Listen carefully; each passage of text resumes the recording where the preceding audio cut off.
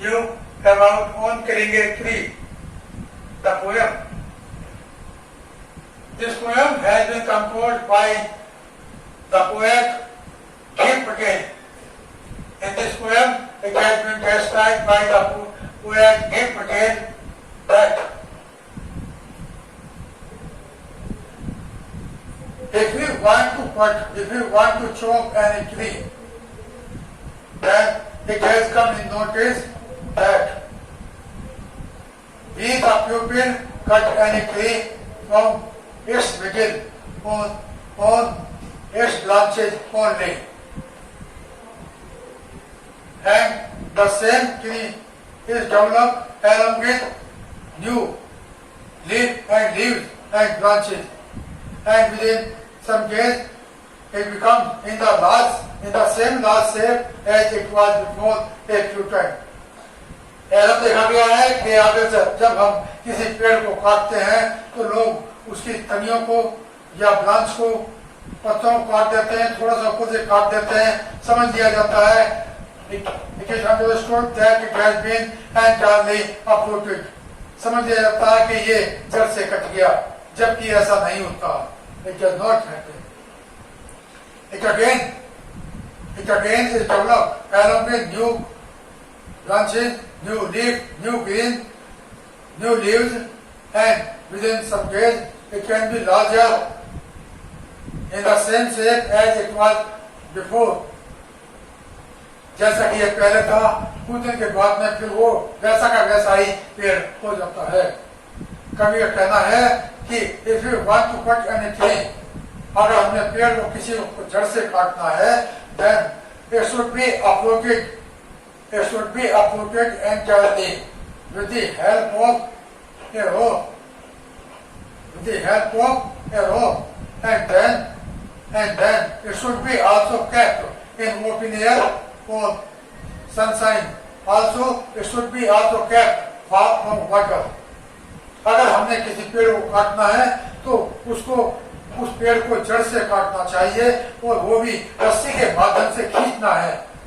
नहीं तो अगर हम सिर्फ काटेंगे ही तो वो उसकी जड़ें फिर हरी हो जाएंगी और वो पेड़ थोड़ा से उस पहले जैसा हो सकता है.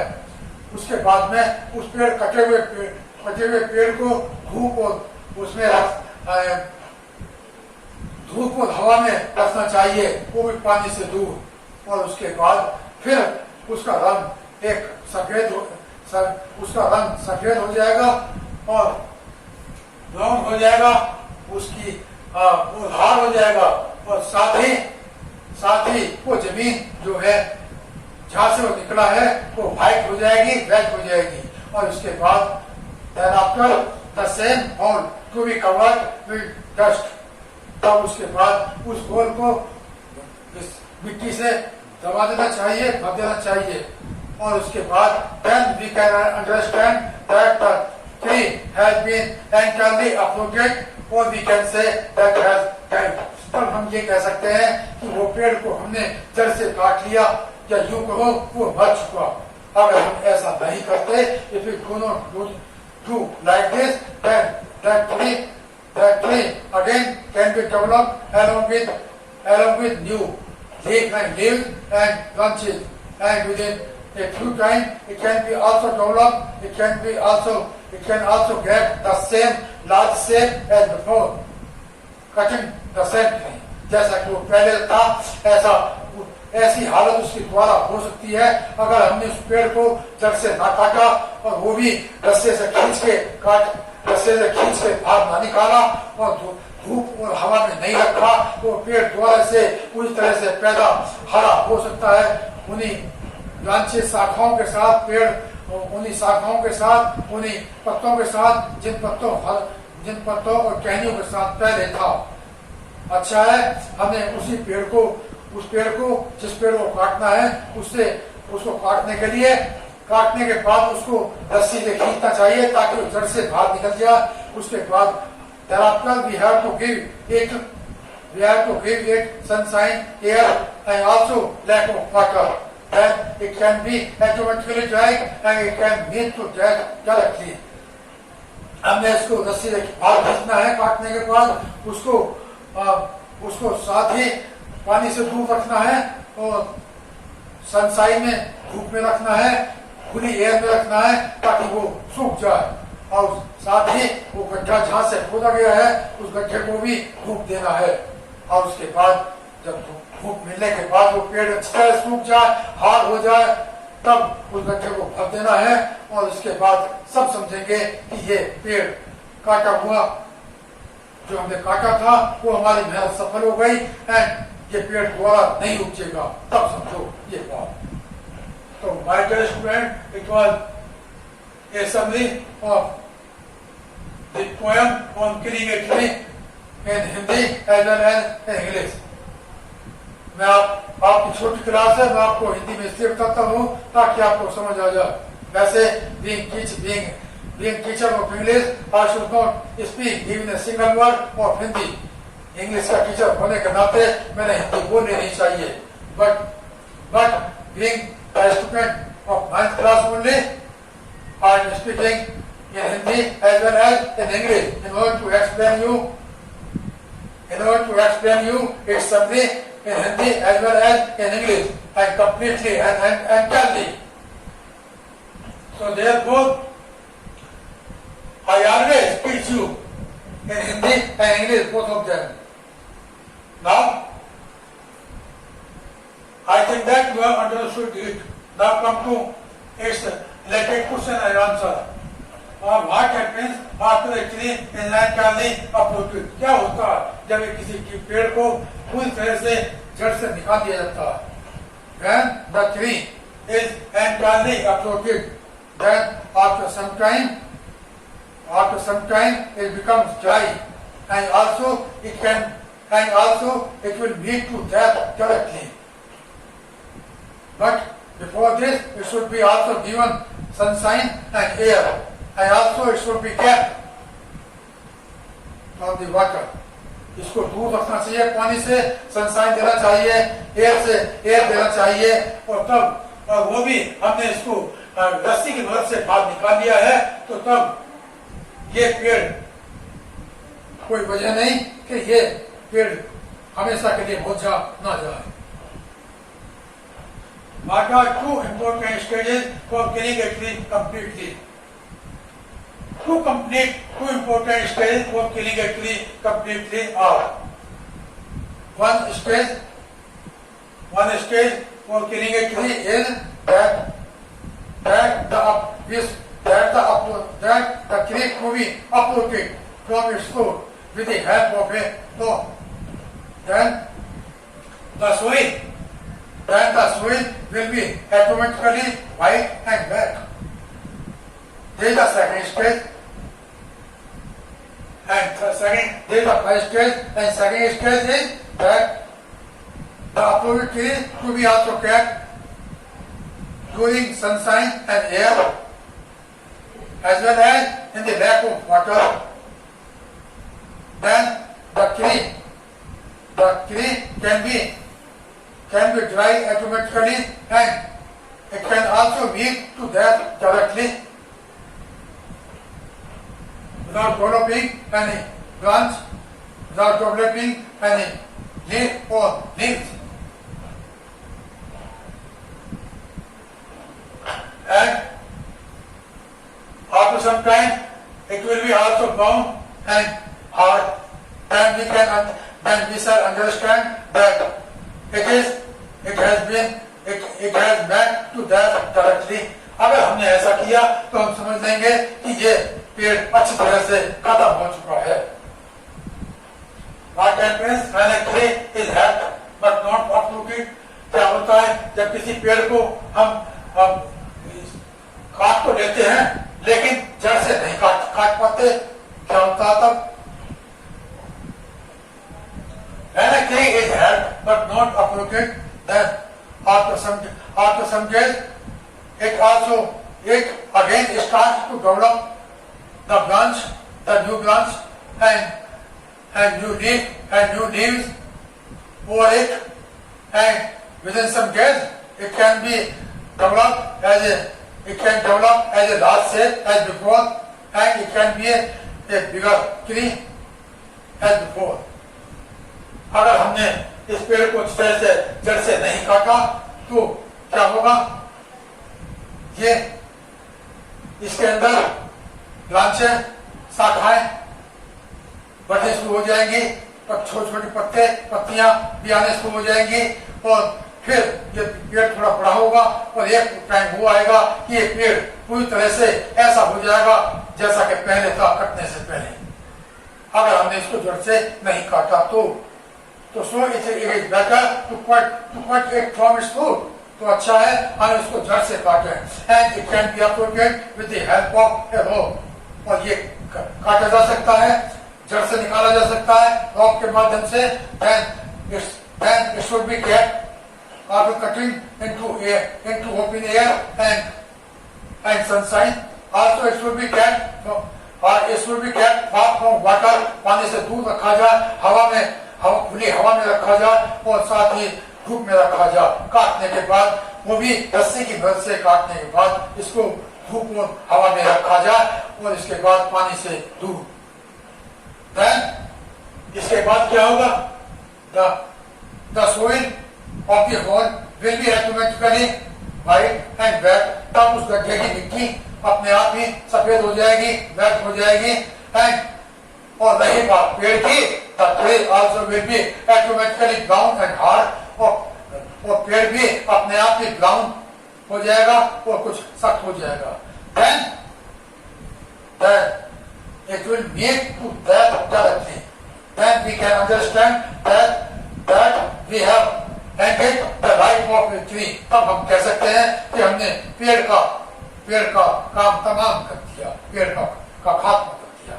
अगर नहीं करते ऐसा तो नहीं, ये दोबारा बच सकता है. तो therefore इसको जड़ से ही निकालना है, वो भी that too also with the help of a rope, वो भी रस्सी की मदद से. इसके बाद धूप में रखना है, एयर में खुली हवा में रखना है ताकि वो सूख जाए. और उसके बाद साथ ही पानी से दूर रखना है. और उसके बाद उसके गड्ढे में जो मिट्टी है वो सफेद हो जाएगी, ब्लैक हो जाएगी और वो पेड़ खुद भी, पेड़ की जो लकड़ी है वो भी ब्राउन एंड हार्ड हो जाएगी. उसके बाद उस गड्ढे को भर देना है और भरने के बाद तब हम समझेंगे कि ये पेड़ बिल्कुल मर चुका, खत्म हो चुका. यानी कि जो मकसद था पहले, the aim of the life,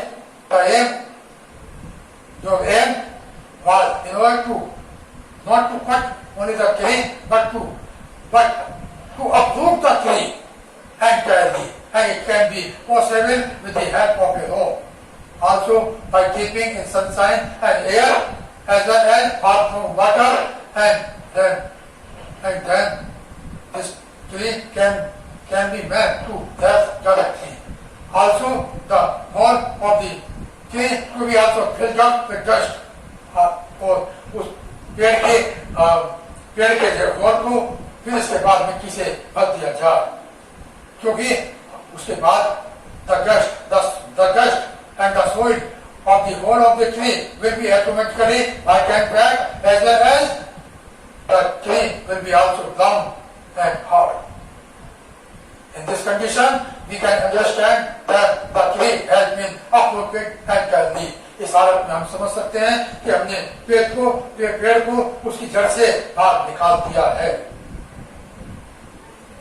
Hashtag the theme of the poem. Hashtag the theme of the poem on killing a tree. क्या होता है इस poem on killing a tree की थीम बताइए. The theme of on killing a tree is that if you want to cut any tree, अगर हम किसी पेड़ को काटना चाहते हैं, if you want to chop any tree, then that tree should be uprooted with the help of the rope. तब वो पेड़ को रस्सी की मदद से काट के बाहर निकालना चाहिए जड़ से बाहर. अगर हम काटेंगे, if you cut it, then the branches of the root will be also there. अगर हम काटेंगे और रस्सी मदद से बाहर नहीं निकालेंगे तो जड़ों की छोटी छोटी शाखाएं उसी तरह वहीं पे रह जाएंगी. And they will again develop, और वो दोबारा से डेवलप हो जाएंगी. और उसके बाद निकालने and after and after uprooting it should be also kept in sunshine and air. उसके बाद उसको धूप में और सनशाइन एयर में रखना, हवा में रखना चाहिए, खुले में. Also it should be also kept far from water, पानी से दूर रखना चाहिए. And then the soil of the whole of the tree will be automatically white and wet, and the tree also will be brown and hard. Then the whole to be also covered with the dust. तब जब हम समझ लें कि वो उसके गड्ढे की मिट्टी सफेद हो गई है, वेट हो गई है, और वो खुद पेड़ भी ब्राउन हो गया, हार्ड हो गया, तब हमने उस गड्ढे को बदला है मिट्टी से. और इसके बाद हम ये पूरा 100% कह सकते हैं कि वो पेड़ अच्छी तरह से बन चुका है. In this poem, it has been described by Dev Patel that in order to cut any tree from its root is to be also surely by every person. किसी पेड़ को उसकी जड़ से काटना चाहिए, वो भी उसकी जड़ से, ये सभी जानते हैं, नहीं तो नहीं कट पाएगा. ठीक उसी तरह से जिस तरह से as we read any book, जिस तरह से हम किसी पुस्तक को पढ़ते हैं, and simple thing is that we read any chapter entirely. अगर हम किसी चैप्टर को पढ़ रहे हैं, जाहिर सी बात है उस चैप्टर को थोड़ा पढ़ेंगे. then the underline words, और इसके बाद वर्ड्स को अंडरलाइन करेंगे. then the important passage, और इसके बाद जो important passage है उसको भी देखेंगे. and then we shall like to see, तो हम ये देखेंगे what is wanted by the author, कि लेखक क्या चाहता है. wanted by the author, उसे author क्या कहना चाहता है. once more also we shall like to read the chapter as before. इसके बाद उस चैप्टर को एक बार और पढ़ेंगे. also we shall touch the important points of the chapter, और उसके important point को we shall touch the important points of the chapter once more also, और उसी चैप्टर के important point को एक बार फिर टच करेंगे, एक बार और देखेंगे वर्बल तौर पे. तब then the chapter will automatically come in our mind. तब वो चैप्टर हमारे दिमाग में उस तरह से अच्छी तरह से आ जाएगा. ठीक उसी तरह से जिस तरह से ये चॉप ए ट्री एंड करने uprooted, उस तरह से जिस तरह से the tree has been uprooted and currently with the help of it. और ठीक उस तरह से जिस तरह से हमने किसी पेड़ को उसकी जड़ से निकाला है रस्सी के माध्यम से. and also we have given the tree air and sunshine. also we have kept it far from water. साथ ही उसको हवा में रखा है, साथ ही उसको धूप में रखा है, साथ ही उसको पानी से दूर रखा है. and also we have waited, और हमने इंतजार किया है कि उसके गड्ढे की मिट्टी के सफेद और वेट होने का. also we have waited the soil to become as white and wet, और साथ ही and then the tree will automatically become hard and brown. तब वो पेड़ अपने आप ही सख्त हो जाएगा, ब्राउन हो जाएगा. and we should understand entirely that the tree has died perfectly. तब हमें ये समझ लेना चाहिए कि पेड़ अच्छी तरह से मर चुका है. ठीक उसी तरह से जिस तरह से हमने किताब के चैप्टर को थोड़ा पढ़ा, उसके पॉइंट को, उसके कुछ शब्दों को अंडरलाइन किया, इंपोर्टेंट पैसेज को अंडरलाइन किया, पढ़ा, और फिर ये देखा कि लेखक उसमें कहने का चाहता है. एक बार फिर उसी चैप्टर को एक बार पढ़ा और इंपोर्टेंट पॉइंट को टच किया, और उसके बाद जैसे वो लेसन याद हुआ, चैप्टर याद हुआ, ठीक उसी तरह से पेड़ भी कट के उसका लाइफ खत्म हो गया. अगर हमने उस पेड़ को और काटने के बाद उसकी प्रक्रिया को पूरा किया है। काटने के बाद धूप में रखना, एयर में रखना, पानी से दूर रखना, और इसके बाद जब गड्ढे की मिट्टी सूख जाए, सफेद हो जाए, वैच हो जाए, उसको मिट्टी से भर देना उस गड्ढे को।